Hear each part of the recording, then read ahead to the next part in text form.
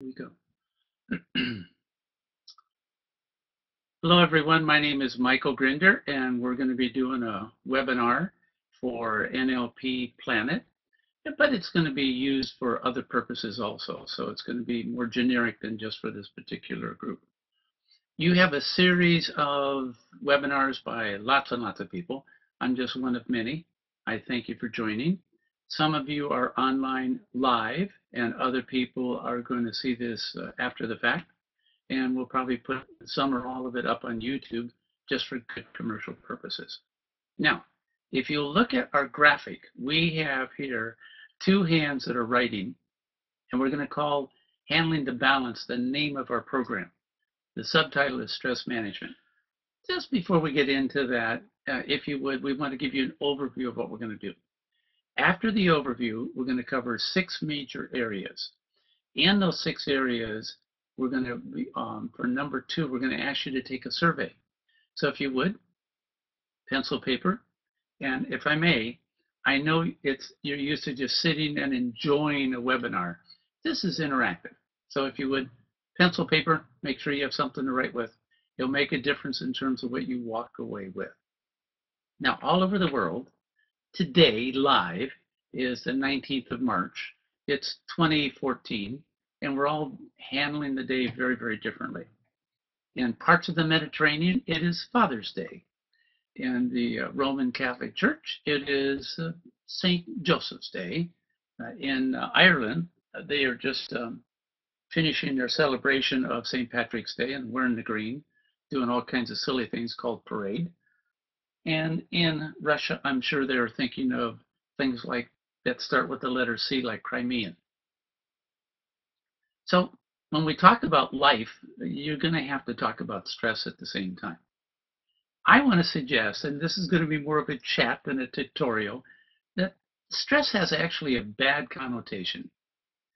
Normally when you go and you take a class or a program on stress, it will do something like the instructor will walk out with a glass of water. In this case, it's color green, so it's half full, so you can see it as half full. And what they do is they say, what do you think I'm going to ask you? And most people would say, well, if you see the glass as half empty, you tend to have a pessimistic view of life. And if you see the glass as half full, you have an optimistic view of life. So usually stress is connected with the glass that's seen as half empty. But this particular person teaching the seminar walked out and said, I know you're going to think I'm going to ask you, half full, half empty. But what she did was she said, the question is, am I in stress holding the glass? Not the amount of water in it. Am I in stress? So the frequency with which I can set it down and use my hands means that I can pick it back up and it's not so heavy because I rested in between. We want to suggest that instead of thinking about half empty or half full, think of the weight. So no matter how much is in there, it weighs something. It is going to do the muscles of your arm and shoulder, head, torso. So the question is, do you set it down enough? And that's what we call the balance. Stress actually is good. Here's a rubber band. This rubber band comes in different sizes, a little bit hard to see there. And then you have really thick rubber bands. Now, rubber bands is a great symbol for what is life and what is stress. A rubber band that is just sitting there is not doing what it's designed to do. So it's really not very functional. If you stretch it, it is doing its function. And that's really what life is. Life is a combination of resting or setting down the glass and then going back to expanding or holding the glass. Now, if you do too much, and I'm using this rubber band here, you'll break the rubber band. So that's overstress. So instead of saying stress is bad, let's pretend that overstress is what we want to avoid. So do we know how to relax? Do we know how to take care of ourselves? Do we know how to make sure we balance our day? That's what we're going to be focusing on. Now, where are we going to start? The first thing we're going to start with is talking about, why don't you consider interviewing some people? And interview some people, in fact, 2 people, and do what's called the marshmallow test. And we all know the expression, emotional intelligence. We want to suggest that emotional intelligence, among other things, is the ability to understand how to set the glass down, the ability to know how to expand our talents, and still keep them within the range of what is appropriate. What is the marshmallow test? Quick reminder for those that may have remembered and then need to brush up on it. They took some children, 4 or 5 years old, put a marshmallow in front of them, and you see some children here with the marshmallow in front of them. Then the adult said, I'm going to leave the room. When I come back, if the marshmallow is still there, I'll give you a second marshmallow. Excuse me. That wasn't part of it. If you eat the marshmallow, then you don't get a second marshmallow. So they started watching people. And some people did eat it. And then they tracked those people over 20 years and tried to figure out what their life was like in terms of how they did with their talents and did they expand them. Then they watched other people and they contrasted to, some didn't eat it and they tend to achieve more over the course of their life.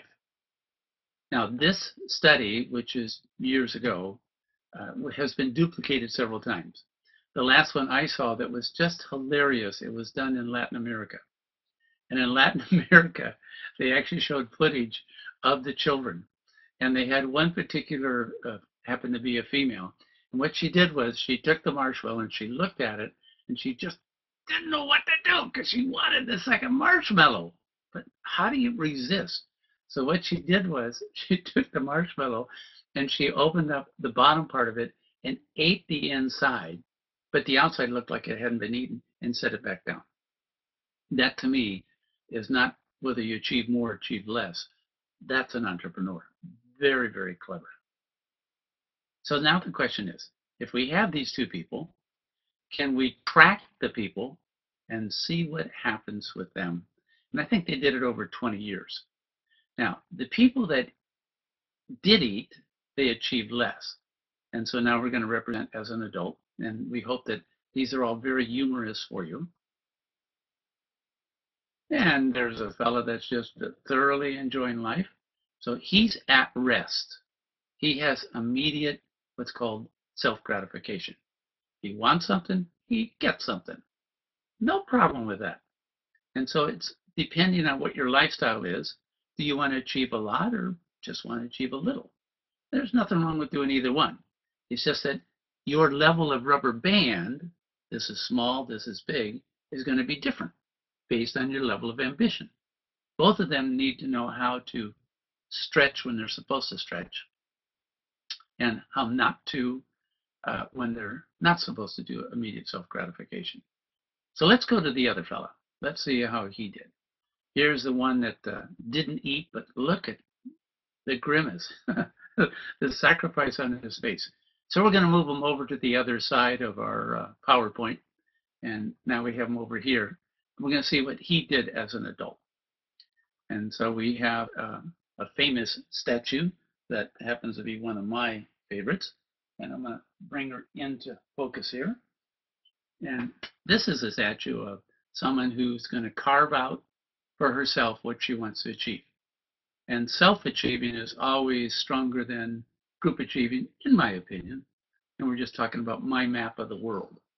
So people that tend to delay their immediate gratification achieve more. And the question is, it's fine, whichever one you want to do, eat or not eat. But you're going to find that you're going to go through life and you just have to figure out when you want to and when you don't want to. So look at all the facial expressions of these pictures. My favorite is the middle one, the angst. What do I do? How am I going to go about doing it? So now what are you going to do? Well, the suggestion is interview someone and write down their initials and find someone who tends to set and achieve goals and then see what their life is like. From Dartmouth University, they did a survey years ago that said that only 10% of the population ever write down their goals. But of the 10% that write them down, 90% of those people achieve all their goals. That's pretty amazing. Going visual seems to make a huge difference in terms of accomplishing things. So it's not just the marshmallow. It's whether when you are not eating, can you write down when you want to eat and under what circumstance you're going to give yourself permission to. So if you would, interview that person.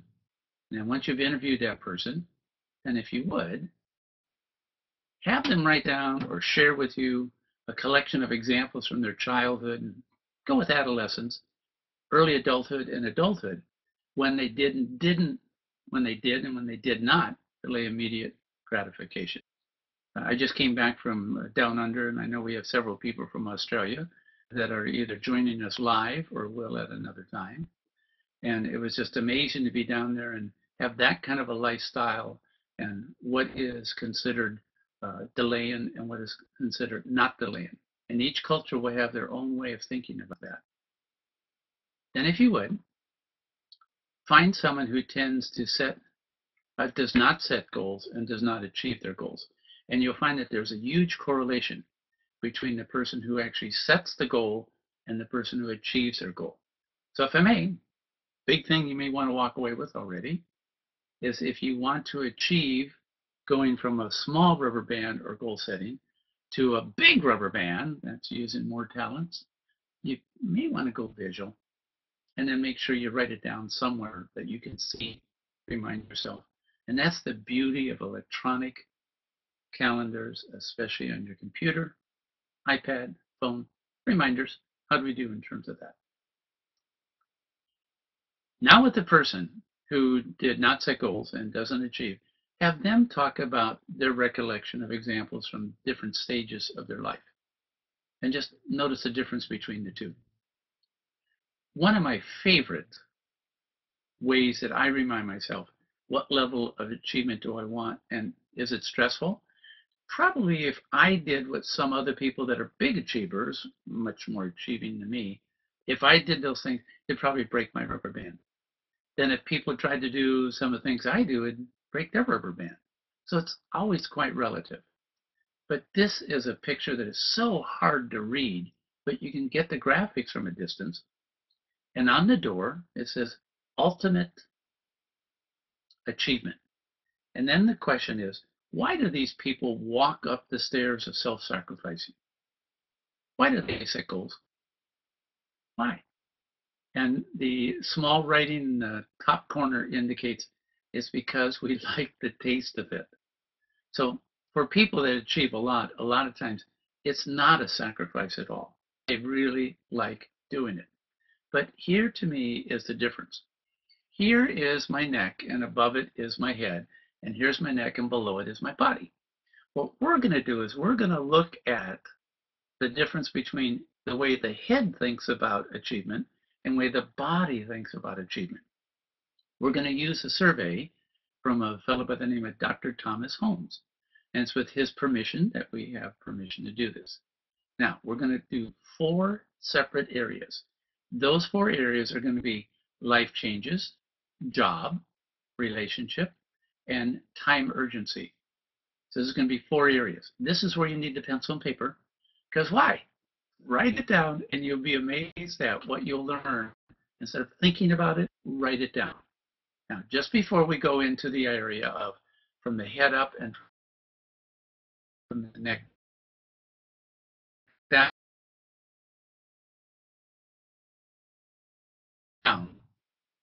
take the M, drives you or attracts you, like the people on the staircase. You are drawn to it and you're operating from your head. I want to achieve this. And then what the mind says to the body is, Give me the energy to do it. The B in body stands for barometer. And it may absolutely surprise us, but the body loves familiarity. The B stands for barometer in terms of what is familiar. What do I see and hear and actually physically, externally feel, texture, temperature, so that I know how I'm breathing inside? Because my body loves familiarity. What's proof of this? Well, if you think about it, have someone who goes on a vacation and they perhaps have a long extended weekend. So maybe they have Friday off and they have Monday off. So what they're going to do is they're going to have a 4-day weekend. So they figure out, hey, we could leave Thursday night. Where I live, that could be skiing. So we could get up to the mountains and we could ski for 4 days. It'd be wonderful. And then they come back on Monday night and they just do everything they need to get ready to do their responsibility on Tuesday. So what you're going to find is the mind absolutely enjoyed going skiing, but the body, that was unfamiliar surroundings. Temperature, texture, snowing, muscles, evenings, twilight, moonlight, starlight, oxygen, all of those things are different for the body. So when the person gets back to work on Tuesday and Wednesday and Thursday and Friday of the week following their long weekend, a lot of times at work they don't have a lot of energy. And then they ask themselves, I don't know why I don't have a lot of energy. I really wanted to go skiing. It was wonderful. So there's a relationship between the body and the mind. The mind says, give me meaning, give me meaning. And the body says, make sure you take care of me. Make sure you take care of me. So some people will suggest, if you ask too much of the body and it doesn't get the rest, it will stop. It will go on strike.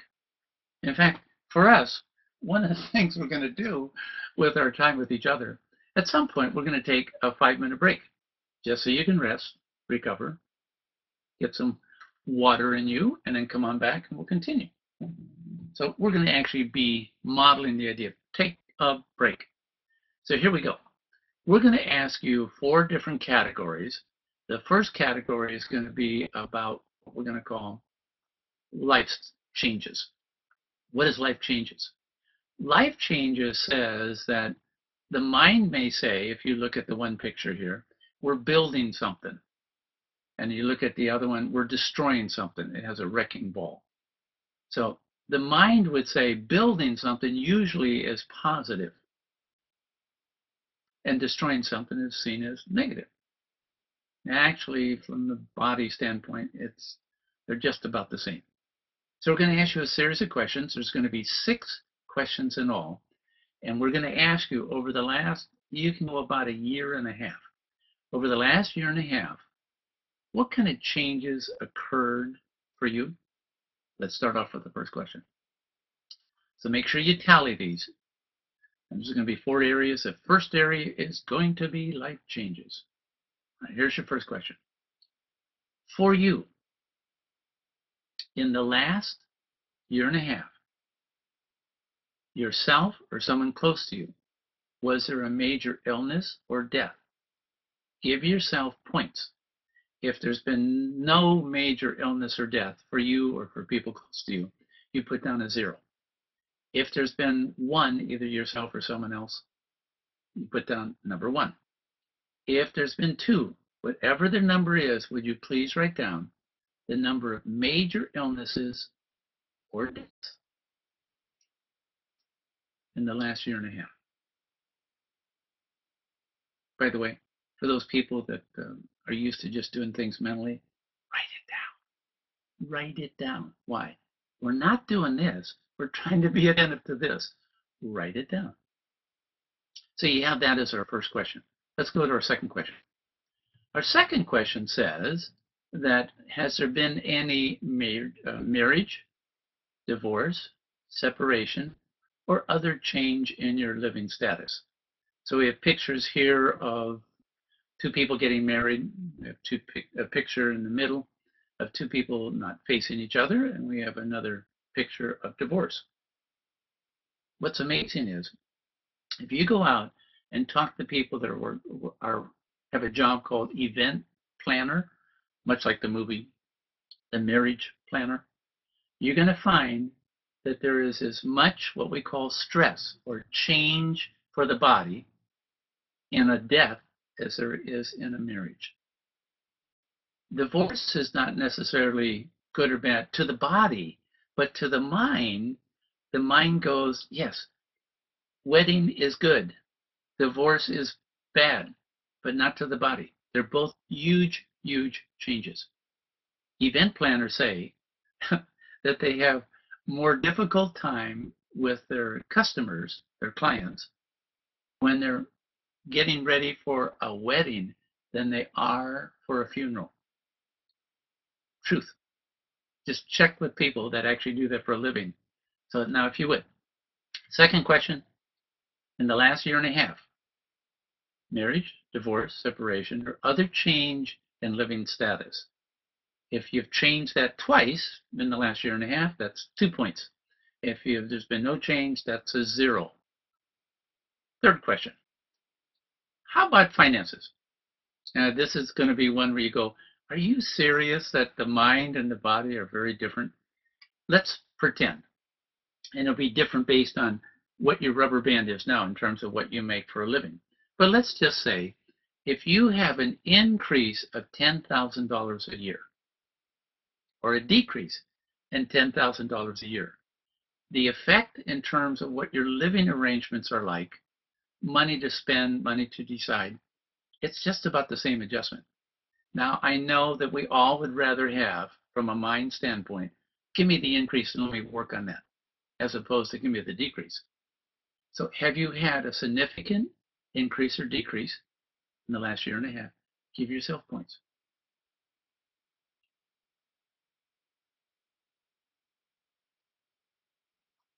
Next question. How about change in working or school status, such as job loss, new job, retirement? So you see a variety of kinds of shoes representing lifestyle. One's going to work, one's kind of leisure, and the other one's in between. Change. Give yourself points.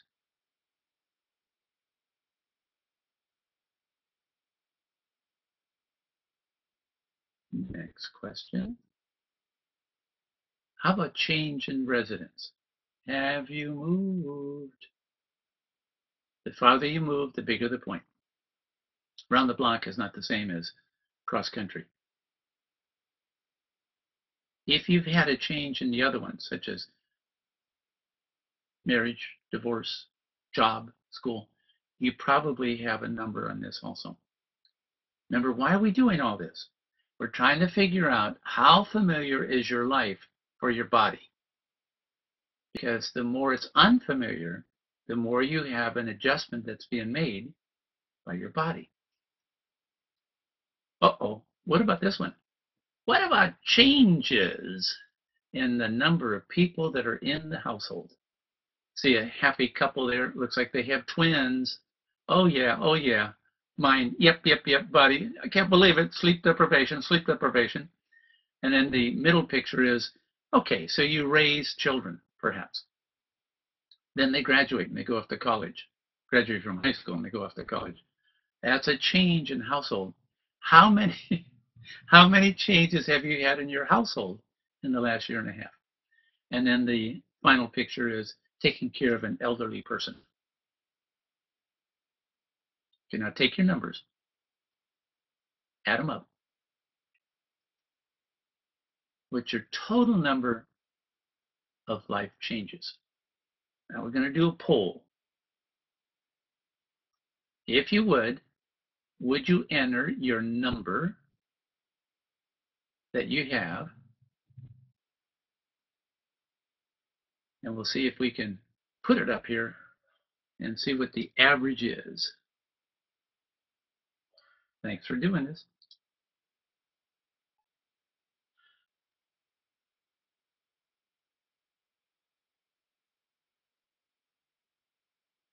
We'll wait a little longer.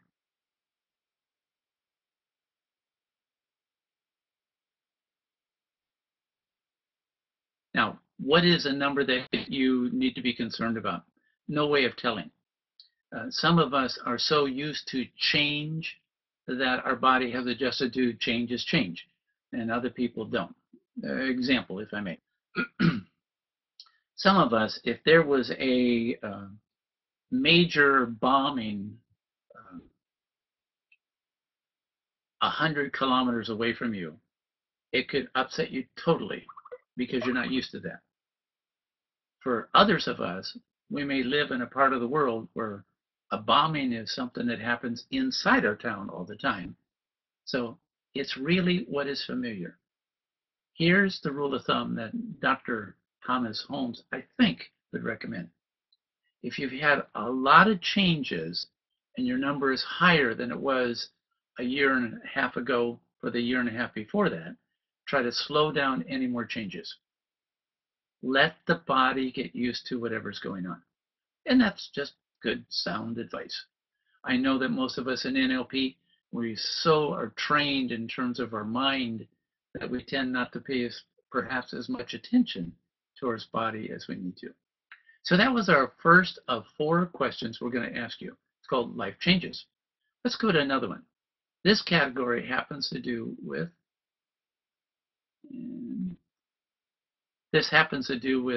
jobs. So you look at 2 people here. one person not doing the very best, and the other one looks like, yeah, I'm okay. Got a lot on my desk, but I'm still okay. One has her hands to her face or his face. So 6 questions we're going to ask you. Write down numbers. Here we go. First question.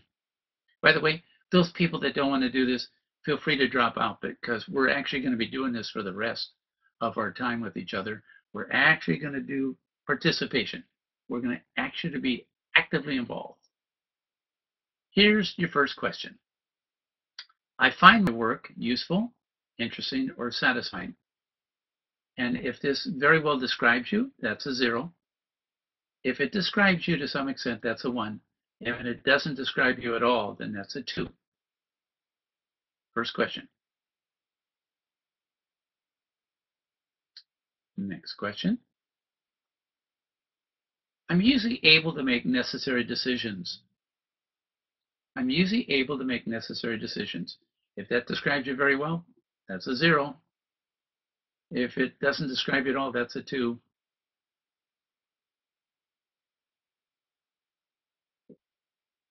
And we're talking about the last year and a half. Third question. Often I have to take work home or work overtime, and there's a little bit into this that we need to add, in order to stay up to date. Often I have to take work home or work overtime to stay up to date. Now notice the numbers have changed. If that describes you very well, that's a 2. If it doesn't describe you at all, it's a 0. Visiting someone a couple of years ago at a very large corporation, international, won't mention the name, and they had what they called the half-inch rule. Sorry, I don't know the millimeters. Once your pile of all the things you had to do was a half-inch thick, what you did was you took the top half of that and you kept it. You take the bottom half of that and you throw it in the recycling. What was their thinking? It was a big bureaucracy. If I threw something away that really, really was important, I know that someone is going to come back with a demand that I finish it, and it'll go to the top of my pile. So that particular group of people, they knew that they were supposed to work overtime or take work home. And as a group, they did not. So it's fine. However you answer these, it is up to you. Number 4, my job is high-pressured, many deadlines position. If that describes you very well, that's a 2. Not at all, that's a 0. Now remember, it's not just today. It's over the last year and a half or so. By the way, some jobs we think would just automatically be easy. They did a survey of people in a place near San Francisco that has a lot of IT companies, and so a lot of times they have to work just many, many hours. And then they did a survey in terms of How did they see themselves in terms of level of stress? Then they compared that with a occupation that most people would equate with being very comfortable, and it was forest service, people that work out in the forest. And what they found was the people that entered the forest service occupation, their expectations were that it'd be easy. The people that entered the IT industry, they knew it was going to be hard. The IT people reported that their view of stress was actually lower than the people that were working in the forest. Why? Expectations. So some people say, my job is very high pressure, many deadline position, but I expected that, and I'm fine with it. Love watching people that work in restaurants. Oh my goodness. The very, very best people that wait on you, called servers sometimes, when they come to your table, they're fully present. Yes. Oh, that'd be an excellent selection. Let me get the wine list for you. And they're very, very slow. They're almost, if you would, a rubber band at rest. And then when they walk into the kitchen, they bark at, hey, we need that steak right away. Come on, let's give it to us. So they know how to switch back and forth. So when it says, my job is high pressure, many deadline, it's actually what do you expect? Number 5, I know what is expected of me on my job, and I'm able to do it. As a boss, I think I do this very poorly, and therefore the people that work with me and under me and next to me, their numbers could probably be not very good, but that's because of me. So if you are a boss, the more you give feedback that is specific, the lower the numbers are for the people. So I know what is expected of me. If that describes you very well, that's a 0. If you don't know for sure, that's a 2. So as bosses, help people out with that.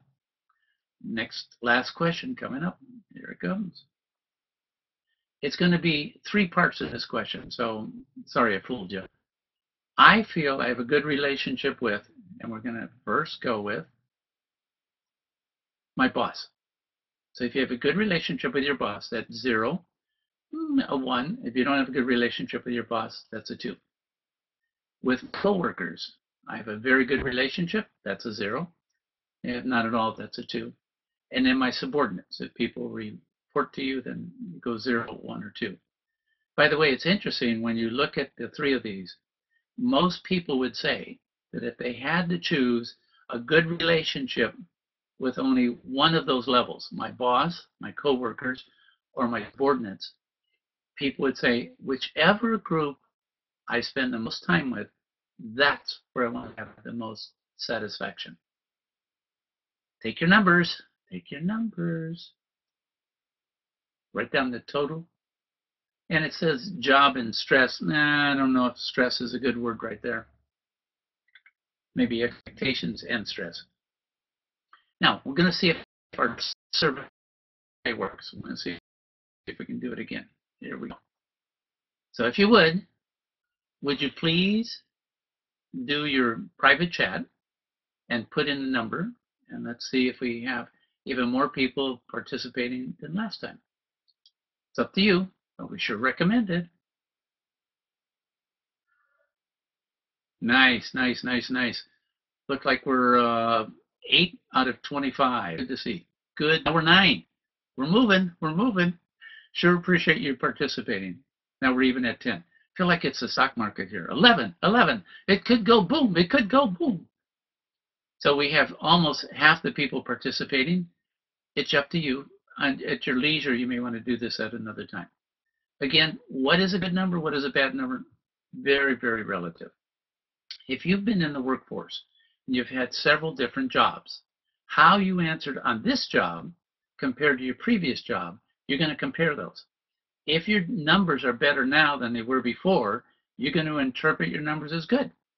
If you had a better set of numbers on your last job than your current job, you're going to see it as not so good.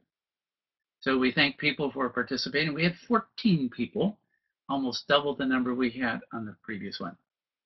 Remember, we have 4 surveys, and then after the 4th one, we're going to take a break of 5 minutes. Here's our 3rd survey.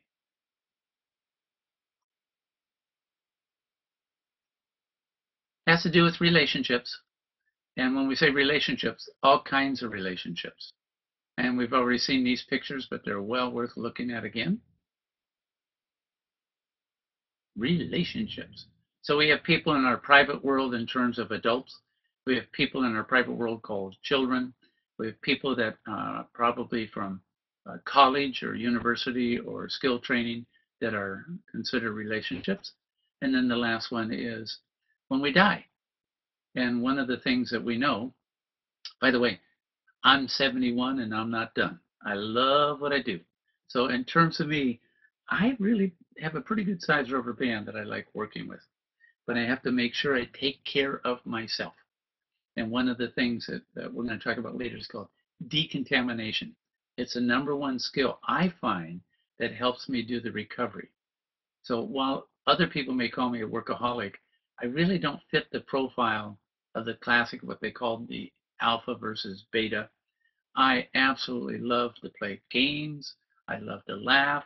I love to exercise. In fact, next Tuesday, my wife and I, Grandma and Grandpa, Oma and Opa, for those people in certain parts of the world, we're taking two of the grandsons and their mom, and we're going to go on a vacation to Hawaii for a week. We're just going to play and play and play. So, although I love work, I love play, and I love to laugh. Let's look at relationships. Again, 6 questions. Here we go. Pencil, paper. Number 1, I have 2 or 3 people I can totally be myself with. That's really, really an incredible statement. If that describes you very well, that'd be a 0.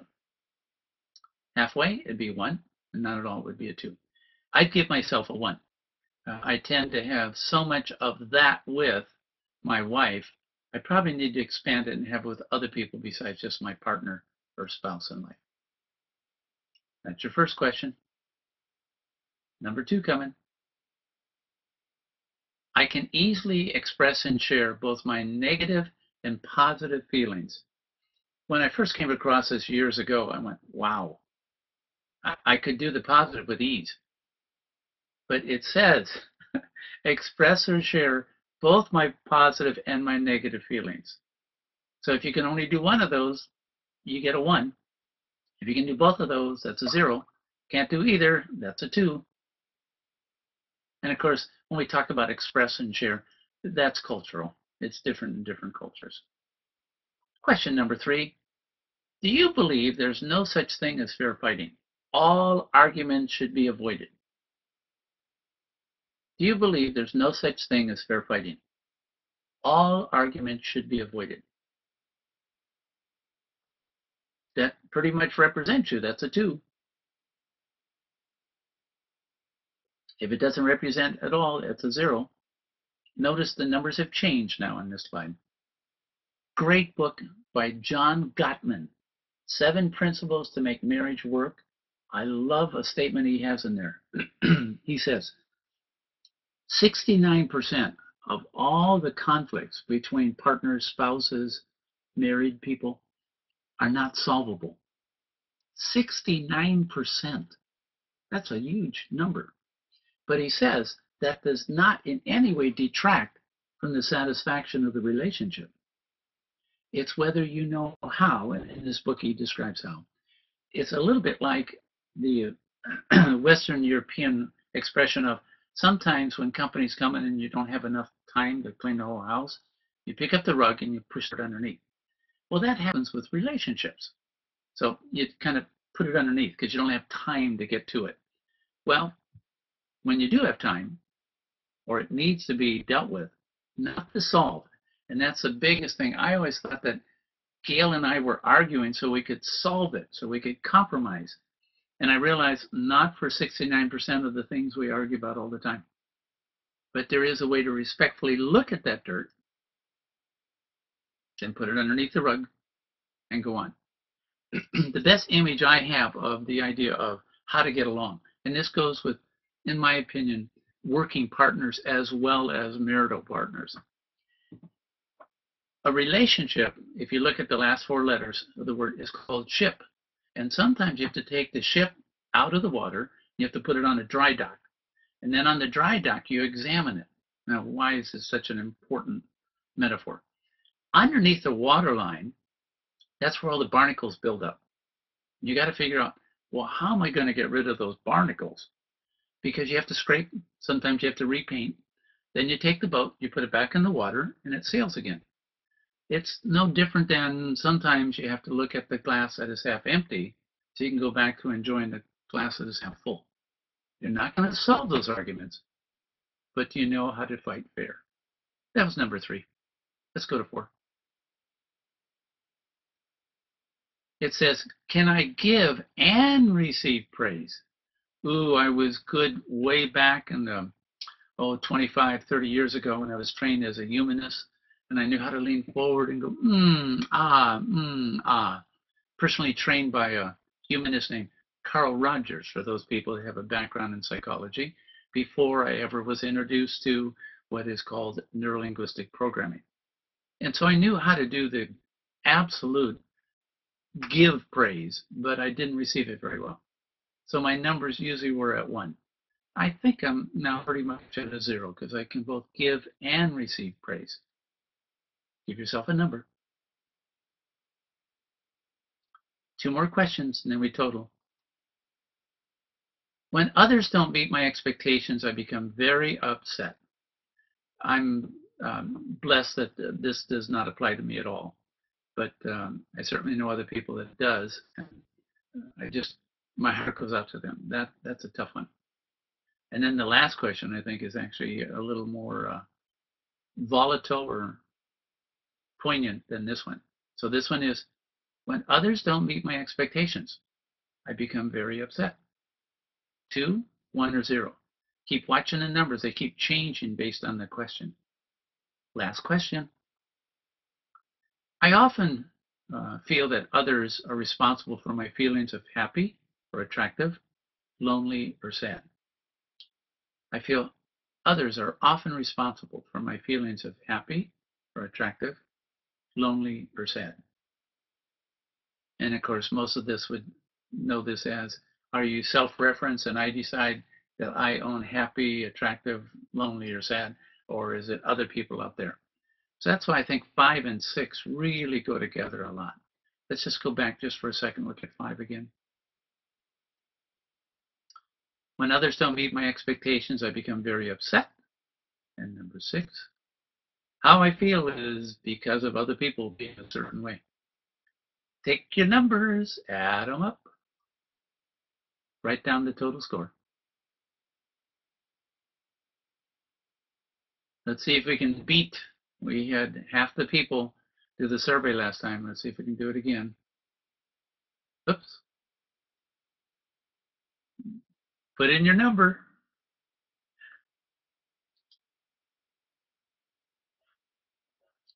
We'll give you a countdown. We're at 5. We're at 6. We're at 7. We have 25 people that are on the line live, and then of course we know that other people are going to do it after, and just based on time commitments in different parts of the world. So we thank those people. For me, the personal relationships are probably the single most important out of the 4 areas. So what are the 4 areas so far? We've done life changes, then job, relationship. Life, job, relationships. And especially because of my age, because one of the things we know is that senior citizens, and if you have any members of your family tree, or this applies to you, the more they have contact, the healthier they are physically, emotionally, and the longer they live. But I don't want to live unless I'm healthy, so it's really nice to understand how important it is. By the way, we got the same number of votes that we had last time. Oh, we just broke the record. We now have 15 out of 25. This is really cool. Last set of questions, and just humorously, it has to do with time urgency. So we're going to do this very, very fast, if you would. Here we go. First one, time urgency. Deadlines. How do we think about time? Is time our friend? Is time not our friend? And if I may, are you running out of time on a regular basis? Or is there a lot of things that you have to do, especially deadlines and schedule are closer than they appear? There's a cute little thing that you find a lot on the outside passenger mirror of trucks more than cars. And they have on the big mirror, they have a small little mirror. And it says, objects are closer than they may appear. And that's true with deadlines. How you handle time really makes a difference in terms of your rubber band. Here we go. Just to be humorous, we're not going to take much time to do this. There's only 5 questions, by the way. They're not even 6. Yeah, this 3 and 6. We don't have time for 6. We have 5 in this one. First one, here we go. Do I tend to move, walk, and eat rapidly? Does that describe you as a 2, a 1, a 0? Brother John and I grew up in a Southern California community, and the Southern California community in general is very laid back. We grew up in a neighborhood of Portuguese tuna fishing people. So when we got to that certain age of being about 16, 17, we got invited by the captain next door to go on the tuna boat. We went down out of San Diego, Southern California, went into the Hispanic waters, and we would fish for tuna. Now, when you have any kind of a based on nature, whether you're a farmer, whether you're a fisherman, when it's time to harvest, it is time to harvest. We actually were required to eat all meals on 4 minutes. So we get used to it. I don't know if you digest your food very well, but in terms of move, walk, eat rapidly, you certainly had to do that on the tuna boat. Number 2, here we go, very quick. Waiting makes me irritable, like when you're in the line. For those people that are saying, let's get to the next question. For those people, can we do something other than a survey? How about when you're in the supermarket, when you're buying groceries and there's people in front of you? Does that make you irritable? How about when I'm in the airport trying to get on a plane? 2, 1, 0. Number 3, do I tend to do 2 or more things at once? I absolutely have high numbers in this area. I love to do more than one thing. Before I walk out the door, like tomorrow I have to get a shot in my knee from the medical community, I will grab any kind of a book that I've wanted to read or at least peruse, and I'll take it with me. Why? I'm in the waiting room. I don't want to waste time. So I absolutely probably are at a 3. I can't even limit myself to a number 2. That's the first set of questions out of the 5. Here's number 4. I have difficulty relaxing because there's so much to do. I just can't relax. I got things to do. Some people come and visit me because I'm a tree farmer, and when they do, I'm a tree farmer, and when people come to visit me, and they look around and they look at nature, and just we have waterfall and we have deer on the property, and we get nice visits overhead by bald eagles and whatnot. They go, "This is so nice." I absolutely had to shift my lifestyle about 3 or 4 years ago. And I hire someone to do the grounds. I now look around, not at what I need to do, I look around at the beauty. And I enjoy it. The best check that Gail and I ever write every month is she has someone come in and clean the house. Sorry about the stereotyping. And I have someone that does the yard. We enjoy ourselves so much more because of this particular number. I have difficulty relaxing because there's so much to do. Number 5, here we go. I believe that success is due to getting more and more done in less time. I believe that success is due by getting more and more done in less time. I fluctuate between a 1 and a 4 on this one. And it's absolutely seasonal based on the project, the protocol, in terms of what we're trying to roll out. Okay, folks, give yourself a number. Now, we may not have another empty survey. I'll see if we do. We may not, though. Nope.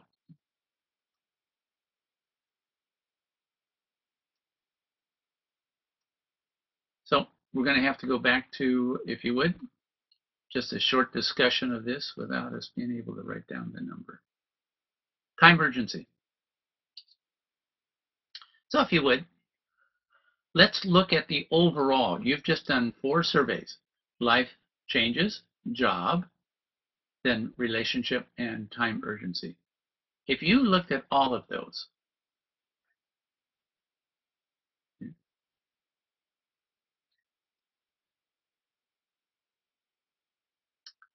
you may find, if you want to go ahead and write that in, thank you,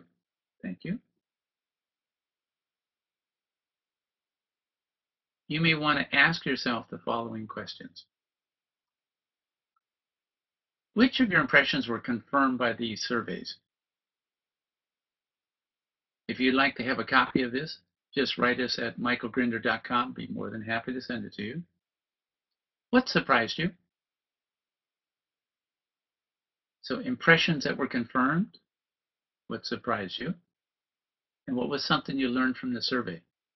Now here's the big thing. Would you please take a moment and based on the survey, what is your plan of action? What do you plan to do with the information that you've just received?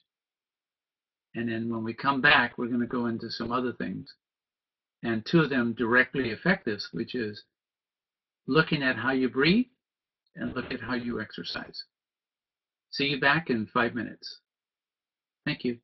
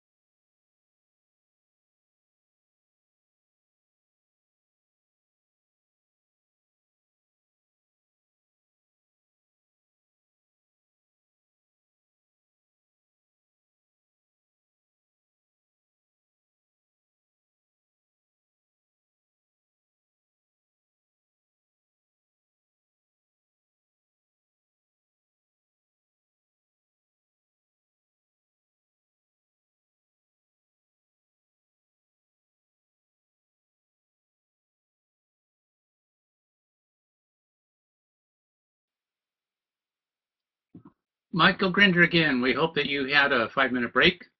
I'm having a sip of tea and enjoying it. It's always nice to get water in your body. Hey, we learned something during the break. I misspoke, and a lot of people did a super job of taking and putting their numbers in the chat area instead of the survey online. So Dario was having them try to go to do both. So we had a lot more than I originally thought. I thank you for participating in that. All right, so now we have finished the area of the Holmes Survey, and we want to look at least 2 other areas. We have enough for probably the next half hour. Towards the end, if you like, we'll try to take a break and stop presenting or sharing with you and see if you can have any questions that you want to deal with. Breathing is a big area. Of all the nonverbals, in terms of, there's visual nonverbals, there's auditory, there's kinesthetic, and then there's breathing. Breathing is the most important one. And so you can either breathe high or breathe low, as represented by our arrows here. And we want to suggest, and we all know this, that when you breathe high, it has an effect on you that is very different than when you're breathing low. But we want to add to that something that is not supported at this time by the medical community, but I still want to suggest that through my observations, I think there's a lot of validity to it, and that is this. Every time you inhale, it's the same as breathing high in that you release chemicals of fight or flight. And every time you exhale, represented by the arrow down, you release chemicals of calmness. Now, if you take these 4 variables, which is high and low, and inhale and exhale, that means that when you are inhaling and you're breathing high at the same time, you have the greatest amount of fight or flight chemicals. When you are breathing low and you're exhaling, you have the greatest amount of calmness. So to understand high and low breathing, would you please take one hand and put it on your opposite shoulder? Then take your other hand and put it just down on your diaphragm area here, just below your rib cage. I'm going to ask you a series of questions. See which hand moves. And which hand moves lets you know your reaction to the question. Example. Think of a favorite food that you like. And when you are thinking about that, if you would please, notice which hand moves. Normally it will be your hand on your abdomen area. Why? Because it's something you like. So it's calm. There's exceptions to that. There could be excitable food too that you really like. Now think of a food that you don't like or perhaps didn't like growing up as a child. Mine was eggplant. Ugh. Look at the fellow that was trying to not eat the marshmallows. That's how my face was every time I looked at eggplant on the table. So eggplant causes me to breathe high. Anything, especially gelato. I love soft ice cream. Love being in Italy because of that. Other reasons too. Right now, let's ask some other questions. Think of someone that if you were, say, pushing your cart and you were in the grocery aisle of life, and you come around the corner and you see someone that you really like. Think about someone you really like. Which hand moves? So let's pretend you spend some time with that person and you talk with them and have a very nice chat. Then you push your cart and you go around another corner and you bump into someone that you don't care for a whole lot.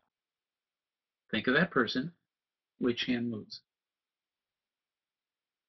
Now think about, if you would, a vacation you went on that you just absolutely loved. I have one coming up next week with grandkids, playing games in Hawaii. So when I think of that, my lower hand moves. Now, if you would, think about what it's going to cost, what the bill was for that wonderful vacation, and this hand tends to move. And finish this, if you would please, being on vacation with a favorite person, enjoying one of your favorite foods. So that's the idea of high and low breathing. Now, we're going to try to show you something here that is one of my favorite statues. I love statues. This is a torso of a person, so it's certainly below the neck. And inside, you see a face. So this is your gut area. Now, do you trust your gut? Trusting your gut and breathing are directly connected. How?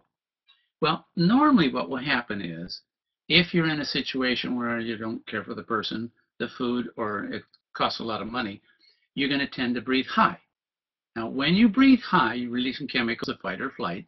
Should you trust or go with that impulse? A suggestion.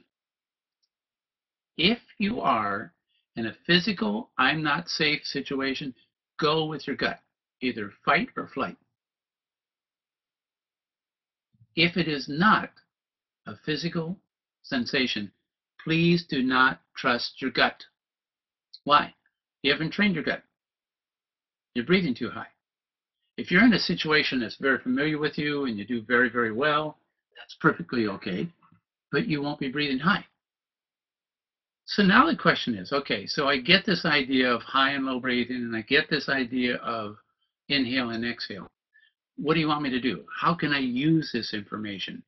Well, if you go back to life changes, job, relationship, and time urgency, and I want to make sure that I know how to do my rubber band, but don't stretch it too far. How do I relax? How do I get to the glass that's half full? How do I recover from a day that may have been the glass is half empty? What you do is you train yourself how to breathe. Yoga, meditation, lots of things will help you. But what we're going to ask you to do, we're going to take about 45 seconds to do this. In just a second, I'm going to stop talking. When I stop talking, we want you probably find it easier if you close your eyes or go into a stare. We want you to count inside your body silently, or you can do it aloud. As you start to take in air, count. And what is your number? 1, 2, 3, 4. What is the number that it takes in order to inhale? Then as you start to exhale, start counting to yourself. 1, 2, 3, 4. And you want to see if there's a comparison between the number or the length of the inhalation versus the number or the length of the exhalation. So at this time, I'm going to go silent for about 45 seconds, talk with you in under a minute.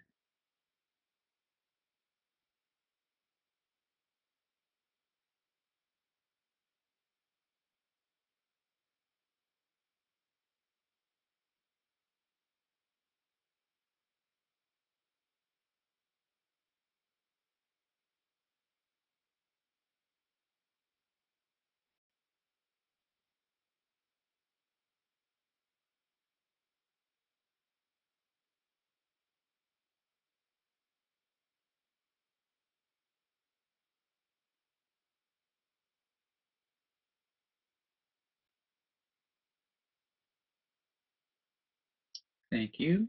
Come on back. If your eyes have been closed, you may want to open them at this time.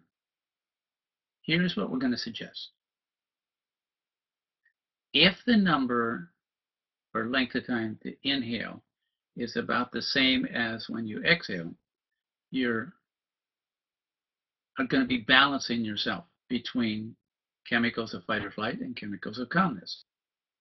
In a given situation, you may want to increase the amount of chemicals of fight or flight. And in another situation, you may want to increase the length of the calmness. It's based on the context. So this statue that I'm going to pick up again, as I go to pick it up, I'm going to find that I'm going to inhale. It's what you'll see weightlifters do when there's contests in terms of weightlifting. They will get down on the ground, and just before they start, you'll see them go like this. They inhale. Why? Because it makes them stronger and faster in terms of what they're doing. So when you're not working with people, it's okay to have fight or flight. When you're working with people and you're in danger, it's okay to have fight or flight.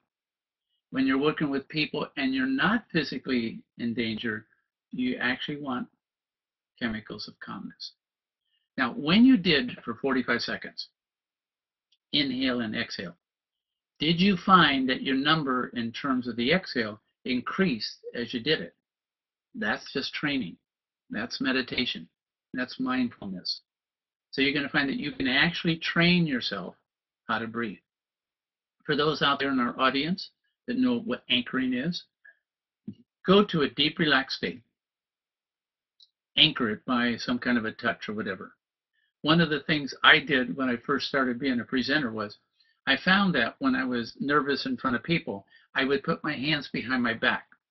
And when I put my hands behind my back, I would literally, for some reason, take 3 fingers on my right hand and I'd wrap it with my left hand.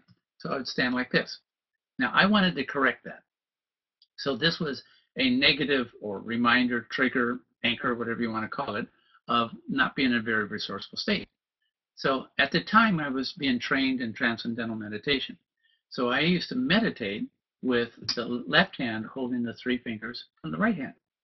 So now what happened was, back then, is as I would bring my hands back around and I would just barely touch them, it clicked me into the resourceful state. I'd come back out and I would have my chest out a little bit more. I'd be calmer. I could find my words better and I became a better presenter.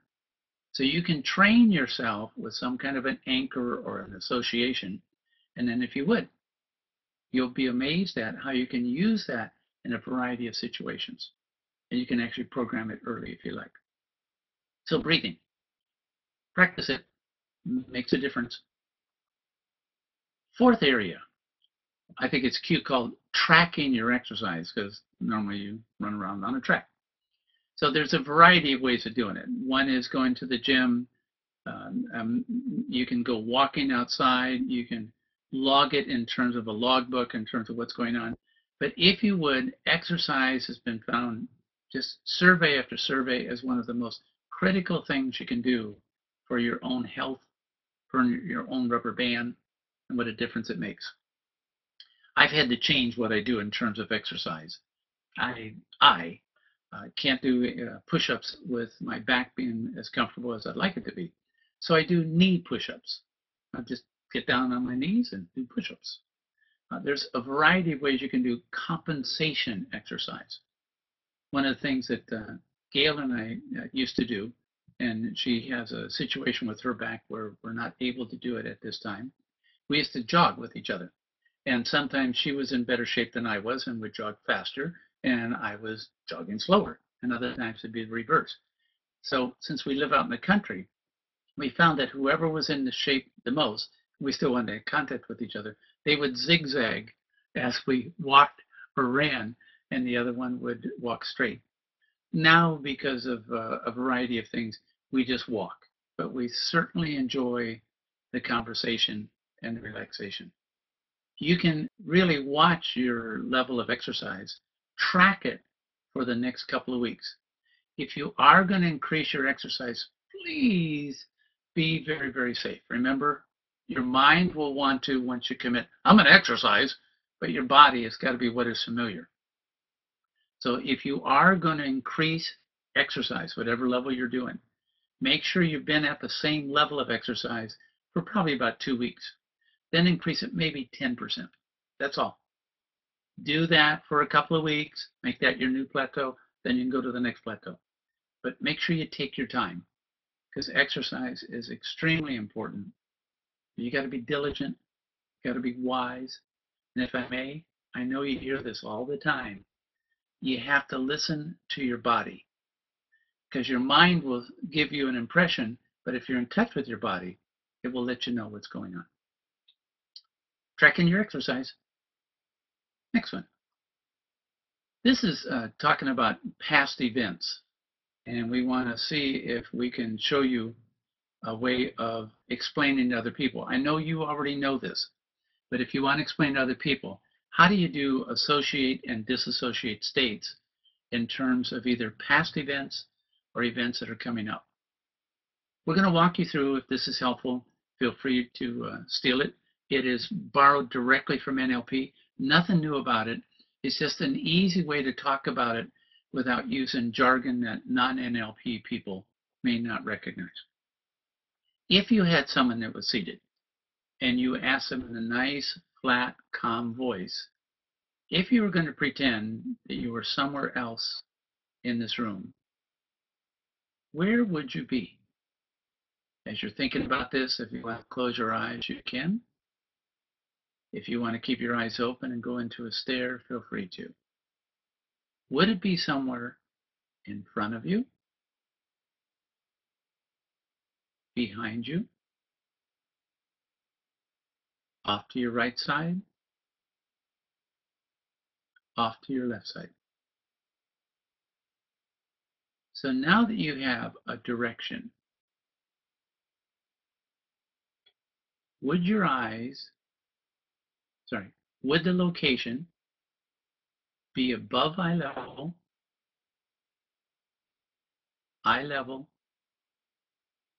or below eye level? So once you have the direction, the elevation, then at distance, how far away would you pretend you are? And if you wanted to stabilize it, you could pretend that you're at an object and pretend you're at that object. That object could be someplace that is real in the environment you're in, or it could be fantasy. From that other location, look back at where you are physically seated now and have a sense of where that body is. Back to my regular voice. So that's a disassociated series that you can take someone through. And what it does is it allows them to first physically do it in the setting here. Then you can have them do it either in a past setting or a future setting, and then they know how to disassociate. I know you already know how to do this. I'm just going through it so that we have wording for people that have not gone through this before. So disassociated in terms of the present is going to be direction, elevation, distance, and object. You can do the same thing in the past or in the future. Say, so you're thinking of a situation that has happened before. Are you in the situation and you can actually see yourself and in that environment? Or are you inside your body looking at the environment around you? Those two states are called associated and disassociated. Just a quick way, I know you already know this, in terms of how do you teach someone to be associated. After you've disassociated them and you want to bring them back into the present or being connected with themselves, you can ask them to do an internal inventory and start off by saying, how are your feet? Are they both positioned the same way? Is one foot different than the other? And then move up the body. Just ask them, how is their legs? How's their abdomen? You can add hands, shoulders, head. And what you're doing is just having an internal inventory will associate people. And so you can either do this once they know how to do it in the present, then they can actually do it in the past or in the future.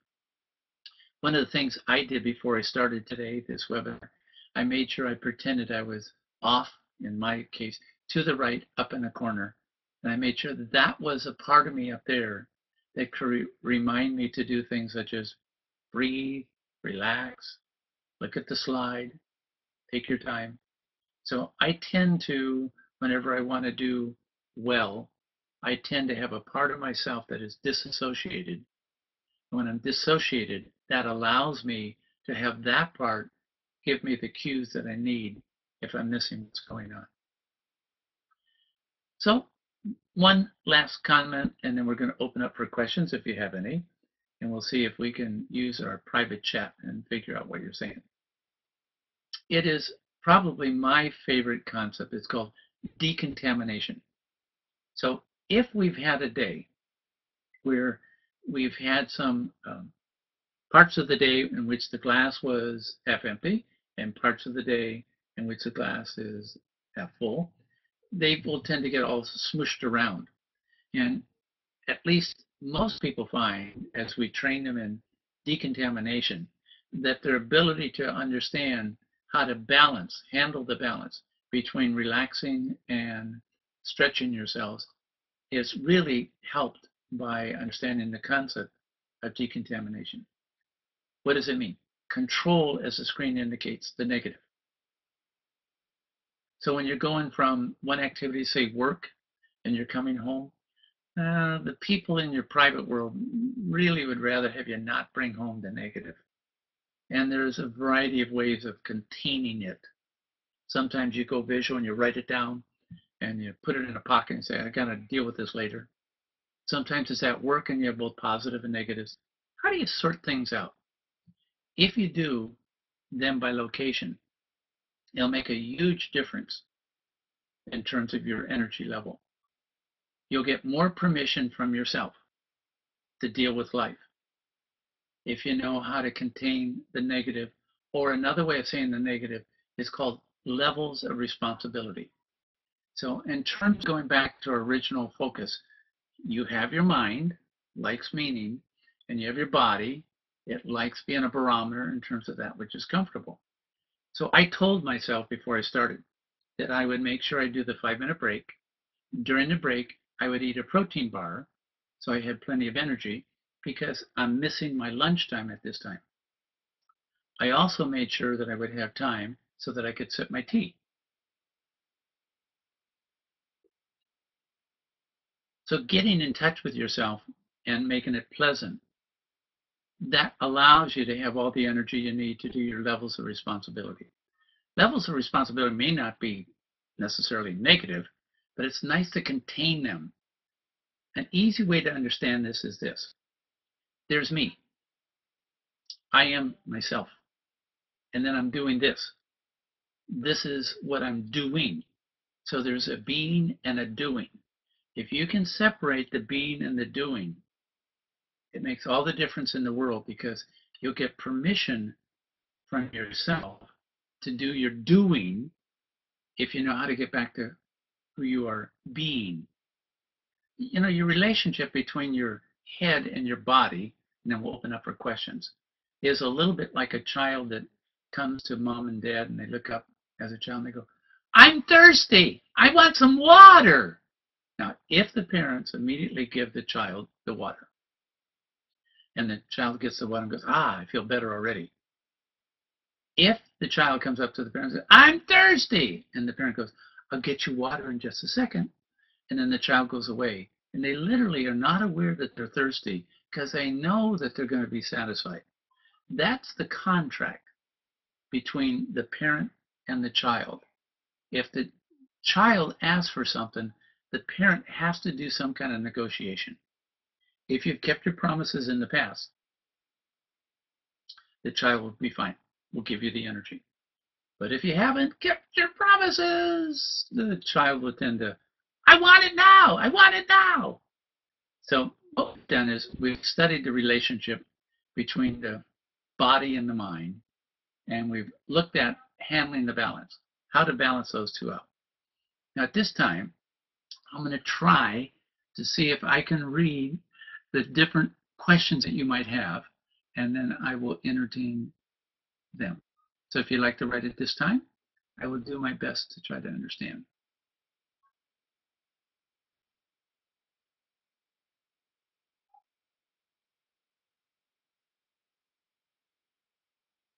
Dario, if you see any questions come in, please help me.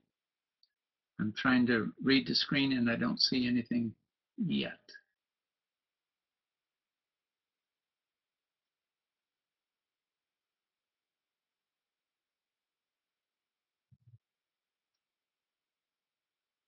And Dario has indicated that no one is typing at this time. Well, let me say a final goodbye if I could. It's been a pleasure to be presenting for NLP Planet. We have people all over the globe that are doing whatever they want to do today. And then some are live. We have about 25, 30 people. And then we probably have another 75 that will look at this at some other time. When we filmed this, it was March the 19th, 2014. This is the day, besides if I may, being Father's Day in the Mediterranean and St. Patrick's Day, the Irish are getting sober after 2 days of Guinness and enjoying it. And St. Joseph's Day, which is, I think that's a tough call, being a step parent to Jesus. I mean, talk about make sure you know how to handle your stress. There's a last thing that's happening today that is a tradition, and it's in Southern California, a place called San Clemente. And for some reason, every year on this particular day, of course, the religious folklore is it's for spiritual purposes.